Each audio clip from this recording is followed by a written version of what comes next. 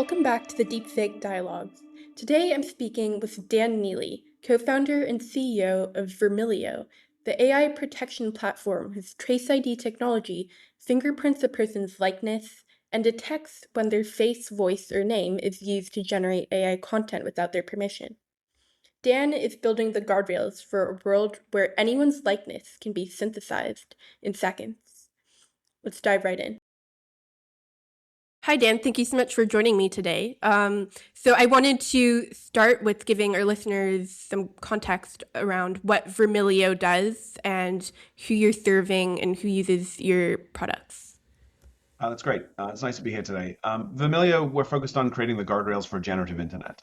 What that means is we use our technology to identify unauthorized uses of people's intellectual property, things like music and so forth, or their likeness, someone using my voice or my name in some way they're not supposed to. Following protection, we then also have a series of products that focus on guardrails. So when I've opted in to have my content used in some fashion, how can it be used and where can it be used? And then lastly, we have an attribution product, which allows us to detect, let's say in AI music, how much of that content that is in that output is owned by someone else, and ultimately they should get compensated for it. We work with a variety of companies, everything from major music labels to major book publishers to some of the most important people in the world in their fields, whether that be music artists, people in film and TV, creators. And the likes, and then we also work with the platforms, the major AI builders, and the distribution platforms. Yeah, very cool. So as I understand it, one of your main products is called TraceID. So can you explain what that is in plain terms, and what does it actually mean to build a fingerprint of a person's Sure. likeness? Happy to do that. TraceID is our technology that we've built over the last 5 years. It is a technology where we create what's called a neural fingerprint. A neural fingerprint is a representation of content and what it would look like if ran through an AI model in the output. So what does that mean? We take an entire track of music, so let's say 3 to 4 minutes of music. We convert it into a number of neural fingerprints using a vector technology that we developed. And it allows us to have a representation in the terms of ones and zeros of what does that look like. It is a reverse engineering of how the models work in the first place. They use vectors that go through transformation that ultimately allow for outputs on the other side. So in lay terms, when someone creates a piece of AI music, AI video, AI text, we take that and we can able to do the same process, and then we match those two things together. So because we have lots of original content from major IP holders, we then have a whole bunch of it happening across the internet today, trillions of things. We marry and match those two things together. It allows us to identify, does my data, is my information, is my content, my likeness contained in that output or not? And allows us to match those things to determine when it's happening. Sometimes that's in an authorized manner because a license exists. Sometimes it's in an unauthorized manner. Someone's decided to use my likeness or my music in some way they're not supposed to. And so our ability to be able to do both those things. In the unauthorized sense, it's about us scouring the entire internet and finding all those things that exist. And in the authorized fashion, it's finding it where those platforms are ultimately creating outputs and distributing them across the internet. Yeah. And so how is this different from like deepfake detector tools or like AI detection tools where you put like an image or some sort of media into this tool and it'll give you like a probability that it's AI generated? Yeah, so AI or not is a different technique than saying is something how much of my stuff exists in there. You can't do attribution with AI or not. AI or not is a technology that allows you to simply say, is there AI contained in here? And that's it. So where we take it a step further is, okay, sure, is it AI or not? That's certainly a technology that we have. But then we move to, okay, well, which model did it come from? Did it come from one of the music models? Did it come from one of the foundation models from an OpenAI or an Anthropic? Did it come from one of the models that came out of China? So our ability to be able to look at models and then also to be able to determine who's in there. Not just is it AI or not, but who is actually in there? Does it contain the name, image, and likeness of a famous celebrity or a news anchor or just an individual? So we have to get to a place of like, what is actually in there? Not just yes, it's a fake or no, it's not, which is an interesting technique, but ultimately that's about provenance. That's not about attribution. It's not about how do we stop unauthorized things from being created in the first place. The other thing is around when we think about deepfakes, that generally is about a post-mortem. It's about I've taken something and I've manipulated it to become something else. This is about every time things are created. We're now in a world where I don't need to manipulate a thing that you created, an image of a war. I don't need to manipulate that. I can just create that image from scratch. And it takes seconds to do so. So our ability is like, how do we think about all of the generative AI that's happening that allows us to detect what's in there and ultimately whose stuff is in there. Yeah. And so is there anything that it currently struggles with detecting? For example, like lower quality fakes or the newest generation models, Yeah, things so like that. what we do is we generally are, because we have close partnership with most of the model builders, we are generally ahead of when the model is released. And so we have the ability, so we refresh. So when a music model builder releases their next music model, we're always ahead of that. And so we've tuned our system to be able to detect on that as well.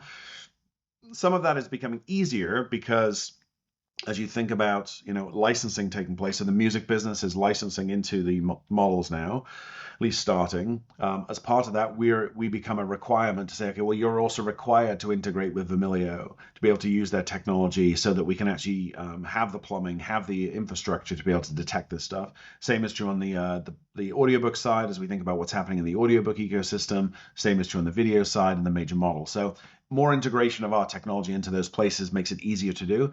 So certainly things that we would struggle with are as new types of AI are utilized, new things are created. So 4 years ago we struggled with certain types of gaming animation, which we don't today because we just see more and more of it. And the more and more, just to give you kind of quantum of scale, when we started doing this back in 2019, there were about 18,000 pieces of generative content. Today, we see about 1 trillion pieces of content every month. And so it's a gigantic shift in the amount of content that we actually look at. And so therefore, it gives us lots of information to be able to teach the machine how to do the thing that it does. Yeah. And so you're saying that you're partnering and working with all of these model companies or many of them, so you can keep on top of the latest releases. Because I know that is an issue where detection tools struggle to keep up with the latest generation tools. Yeah, it's a game of Yeah, whack-a-mole. I mean, this yeah, business was always going to go down a similar trajectory to what happened the last version of the internet when we had user-generated content, right? I mean, if you kind of mirror it to YouTube was an amazing platform, still is an amazing platform. And as you go down the path of having YouTube do the thing it does, Lazy Sundays, right? A clip from Saturday Night Live showed up on their platform and went phenomenally well, but they didn't pay for that. They didn't license it, but it drove a bunch of traffic to their site. And then all of a sudden, all kinds of other content was showing up. So they had a bunch of unauthorized content. They then put licensing deals in place so that everyone could participate in monetization, and they had a detection technology that they acquired in and built a little bit called Content ID. Those things all worked for YouTube in a bit of a closed environment, and allowed them to become the kind of behemoth they are today. Is that they had unauthorized stuff happening. They had a set of infrastructure that allowed them to let people take it down, monetize it, etc. And then they were able to scale a really big business. The same is happening here, where the model builders recognize that they need to come on side if they're going to build really big businesses around this topic.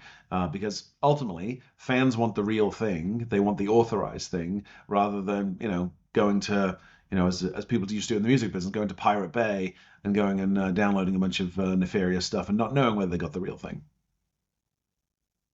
I'm glad that you touched on the authorized licensing because that was what I was going to talk about next. Okay, great. Yeah, so not only does Trace ID help with blocking fakes, you're also building the infrastructure for authorized AI licensing. So how does Trace ID actually audit and track royalties when AI outputs can be chopped up, remixed, and folded into millions of different user-generated videos? Yeah, the first thing is putting the guardrails in control of the artist or the IP holder themselves, right? They should own, our philosophy is you should own your own guardrails. You shouldn't be giving those to other people to manage for you. You should give access to them to other people, but you should ultimately own and manage those.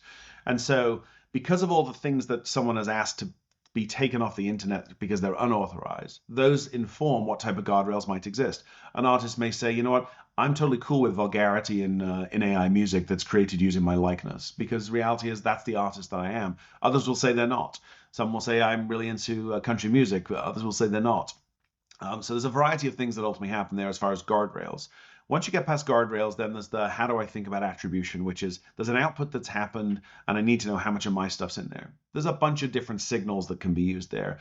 Signals can be the prompt itself, right? So if I use an artist name in the prompt, because I use that artist name. So if I want a rap song that's in the style of Taylor Swift should get attribution as a result of the actual input itself. There's then the output, and then taking the output and determining what is it like. And so while I may have put a bunch of signal into the prompt to say it's Taylor Swift, it's a specific style, it may come out sounding something completely different. It may come out sounding like Dolly Parton, by way of example. And so if it does, then we need to be able to do some level of attribution that is actually on the output as well. And so when we think about the output, let's also do it there. So there's a bunch of different signals that we utilize that go into the system. And again, it comes back to how I described how it works in the first place, which is vectors, the number of vectors that are triggered ultimately determines how attribution should exist. So we have a bunch of vectors around an artist. We have a bunch of vectors around the music industry and all of the content that exists in the music business. Then when an output happens, a bunch of those are triggered. That will determine attribution as we think about kind of who's getting paid. There's a bunch of other things that happen there as well, as far as the way the industry sets it up, that are similar to how the music industry has worked in the past. But the same is true on the book publishing side. As an individual licenses their name, image, and likeness, a series of things there. I would say, the other piece which we've not kind of dove into, it is important to kind of understand the inflection of copyright and likeness. I can't, it isn't something where I could, I have to go and get an artist to say, yes, I'm opted in and I'm giving them the rights to my likeness. No one can do that other than an artist. And so it's something where this likeness right is a key element to how we think about, okay, yeah, attribution needs to happen at the likeness level. It also obviously would happen at the music level, but those two things being put together, an author and the book publisher, film studio and the talent that is in the film. That likeness right is one that is going to be is complex, but ultimately is one that is required in the era of AI because of how fans ultimately do prompting today. Yeah, and so there's a thin line between an unauthorized deepfake and legitimate parody or fair use. So how does your system tell copyright infringement apart from a fan making a harmless meme? And where do you draw the line? Yeah, I think inside your question is another question, which I'm going to just say explicitly, which is the way in which you have something removed matters. So what you just described, someone would use DMCA to take it down. DMCA is what allows us to use copyright to take something down, but it often bumps up against parody and so forth. What has happened over the last 12 months has been platforms have come much closer to likeness. Is unauthorized use of someone's likeness is not allowed as due to the policy terms on someone's site. So we don't have to use DMCA. We don't have to use parody and the First Amendment. We're using we're using the policy of the sites. If you use my name to try and manipulate my fans in some fashion, that is against the terms of service that you've signed up for as a user. Therefore, we can have it removed from the site, or we can have it removed from the internet in some fashion. If you're doing bad things anyway, you're creating deepfake pornography, you're trying to manipulate someone out of money, you're trying to do all kinds of other things. You're not really trying to create a parody account for humor and comedy, let's say. That's those are bad actors anyway. But we'll also often find that, our customers decide to leave a bunch of things up. They just think they're great, right? They're in a place where they're not looking to kind of shut everything down. We have a number of customers where they're like, just leave everything up. I'd love to just learn from it right now, right? And so there's a bunch of that going on. And over time, they narrow the scope to say, okay, you know what, I'm not cool with that stuff. These people are trying to manipulate, but this fan engagement stuff is really cool and allowing me to think about my business and the way I might do other things with brands, with other people that are trying to engage with me based on who I am as an artist. Yeah. And so now moving on to how platforms like YouTube have rolled out their own detection tools, but they want creators to hand over their likeness data to train those models. And you've called likeness data strategic goals, and warns creators not to do this. Uh, so why is giving that data to big tech a trap, in your opinion? So I mean, we had a public battle, bit of a public battle on this topic with the folks over at YouTube, and I think we've got to a better place than we were, which is that terms of service were challenging as far as the way Google could actually use this data on behalf of YouTube. So we've got to a better place there where they're not taking that data and using it in nefarious ways. But ultimately, when I think about likeness data, this is the thing that's going to power Gen AI, right? When we think about the monetization aspect of Gen AI, so let's just use an example. So let's say let's say there's a couple of 100,000 sites on YouTube that are using likeness in an unauthorized way today. Those sites would represent a couple of $1 billion of revenue that YouTube can't capture, and neither can the channel owner because they're not allowed to monetize it. They're using unauthorized likeness. That's at the scale we are today. Imagine that scale when we think about the growth curve that's happening around this topic. It's pretty gigantic. And so when you're in that place of like, okay, this thing that matters is likeness, then you should control it. And managing your likeness is going to matter not because you're getting an amazing, you have an amazing brand deal, or you're trying to do something around a new film and promoting it. It is the long-term goal that ultimately matters because it is going to be the thing that every fan wants to use. We did some amazing work with our partners at Sony Music and with David Gilmour on the Orb, so David Gilmour, Pink Floyd, and the Orb, where we were just trying to show that when people get to use your content and your likeness to create an authorized way, will they show up in a bigger way? They showed up in a bigger way. They demonstrated they were willing to spend more money. Like those are things that matter, and so likeness is the key. It's also an indicative of if you give your, if you manage your likeness through each individual platform, then you've got 7 to 70 different ways that you've got to manage your likeness, and it's a nightmare. So our position is obviously we think independent companies are the way to manage this, and we also think that having one centralized place to manage this is ultimately gives the leverage to the artist rather than the leverage to the platforms. And so somewhere in the there'll be friction there for a long time, but that's ultimately our point of view. And yeah, even if creators do hand over their likeness data to YouTube, that's just for YouTube. Like, yeah, they'll still have to figure out how to manage that for all of these other social media platforms. Yeah, As so you're what we saying, find yeah. is if you're very popular on YouTube, then what happens is the unauthorized stuff is happening on other platforms. And if you're very popular, let's say on a TikTok, then it starts happening on YouTube. So it's kind of this weird moment of like I'm a really popular YouTube creator and I'm giving my likeness stuff to YouTube. And sure, there'll be some stuff that happens, but reality is most of it's happening off their platform because that's where manipulation happens. We've seen very large accounts, large being hundreds of thousands, not quite millions yet, but hundreds of thousands of fans of an account being manipulated off platform in a different platform. And so that's the issue that happens. Like you're still playing this kind of myriad game of whack-a-mole. you know, so for us, let's just cover it everywhere, so we know everything that's happening across all the platforms. And certainly, YouTube's going to have their product, and creators are going to use that product on the platform. But it feels very much like a small case there today. And so, we continue to work with those platforms to help them along in this journey. Yeah. And so if identity ends up becoming critical infrastructure in the future, and that seems like where things are headed, is a private company like yours the right body to hold that registry? So what's the accountability if Vermillio becomes the gatekeeper?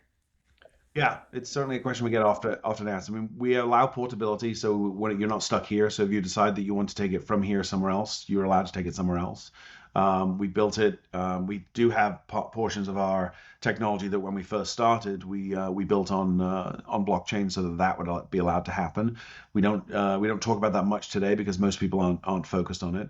But our point of view is it's also the reason we gave the product away for free last year to basically say, you know what, everyone should have this right. Everyone should be able to control their likeness in some fashion. It is something where it matters. You should be able to protect yourself. When I hear stories of kids that are in high school that they are being manipulated in some fashion, they should have a way to kind of solve that problem for themselves. So, we've also structured the business in a way that allows us to be independent for a very long time. rather than being some other fashion. So that's how we think about it. And I would also say, you know, I in a perfect world, you get to do this yourself, and you get to kind of give it to many people, and that's kind of where we focus. We're focused on doing this for the good of humanity rather than doing this for the good of a bunch of technology companies. In reality, Yeah. And so you just said that you've rolled out your service you've rolled out a free tier for everyday individuals to use. So when your system is flooded with flags from regular citizens, how do you scale your infrastructure without a massive bottleneck? yeah. So we obviously built it for this process a while ago. So we went through this process where we today, we're seeing trillions of things every day, so it would take a while for individuals to overwhelm the system. So it's not. I mean, it's built to scale already. It's built to go through that process, and we do that through, various partners that allow us to scale from a cloud infrastructure standpoint.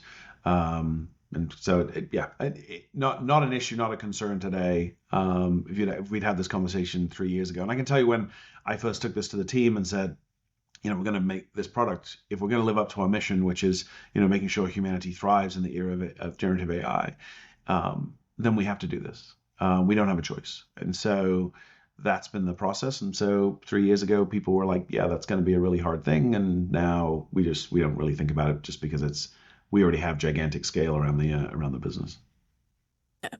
And to wrap up, so my final question is, if an open source model trained in a jurisdiction with no IP laws uses someone's likeness, how does a US policy or a Vermillio takedown notice actually stop that? So I'm currently in the UK in London.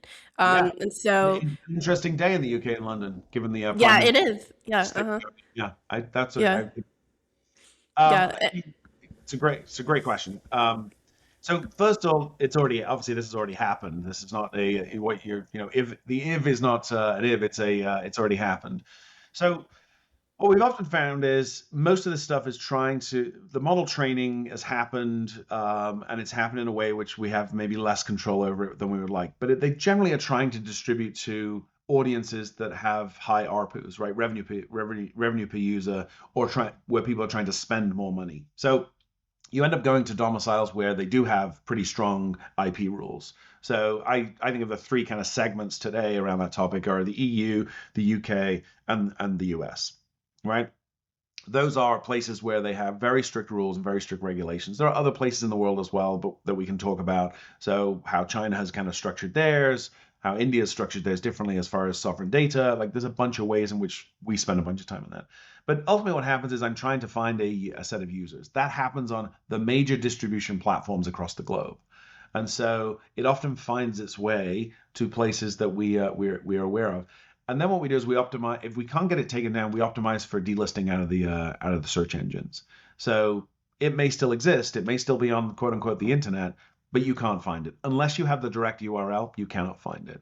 And so we have a bunch of different ways. So it may show up on a social site as a place of distribution. Well, we'll get that removed from that location. So the system is constantly scouring and doing those things. There are certainly places where we have folks that are less than willing to take stuff down. I mean, a year ago there was, Mr. Deepfakes was the largest internet porn site. If you search for a famous person's name and put the word deepfake next to it, the top 10 results in Google were that.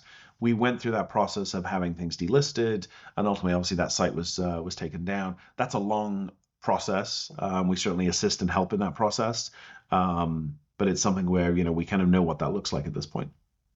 Yeah. And just a quick follow-up. So it sounds like most of your work is through platforms like Google, and social media companies. And so when do you interact with government bodies at any point when Yeah, you're so I'm. trying I to, mean, yeah. I personally am constantly involved. That's my call before this was with the UK on the topic, and so we're heavily involved with them. We get asked to provide data quite frequently when there are things that are being used nefariously in government ecosystems for manipulation purposes.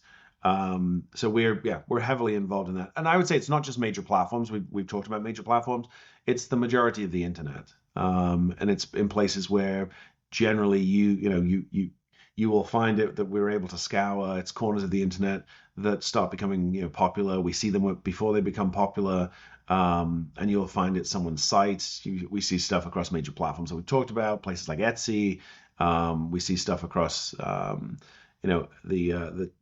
chat rooms that are happening. We see it in most areas of the internet.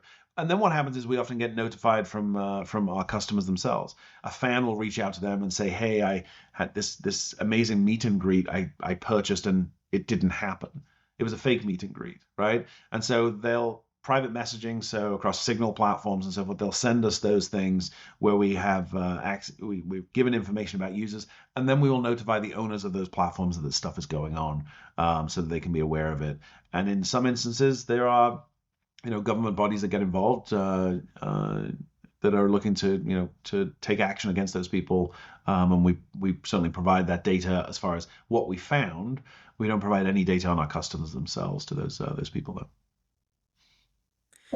Yeah, thank you so much for doing this. This was really insightful. So for our listeners who want to maybe learn more about the free tier, Yeah. to check out Vermillio, where can they find that? Yeah, just go to our website. You go to Vermillio, which is it's just Vermillio, and between the I and the O there's a dot. So just you can access it there, and you'll be able to you can just check out, and you can sign up right away. It's super straightforward. You'll see what risks exist. You'll see what things exist out there on you. Super straightforward. Awesome. Thank you. Amazing. Thank you for listening to this episode of the Deepfake Dialogues. If you found this conversation insightful, please follow and leave us a review. It really helps get the word out. See you in the next episode.